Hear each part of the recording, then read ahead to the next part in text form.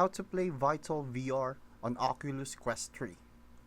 So first things first, VTOL VR isn't a native Quest game, which means you can't just download it straight from the Meta Store.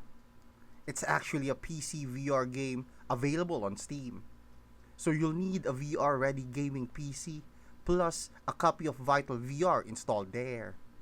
From there, you've got two main options. You can connect your Quest 3 with the link cable for the most stable connection, or you can go wireless using AirLink or something like Virtual Desktop if your Wi-Fi is solid. Once your Quest is paired to your PC, just launch Steam VR, start up VTOL VR, and you'll be in the cockpit ready to fly.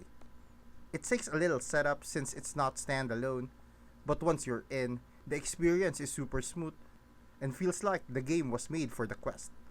Thanks for watching. Make sure to subscribe for more useful content.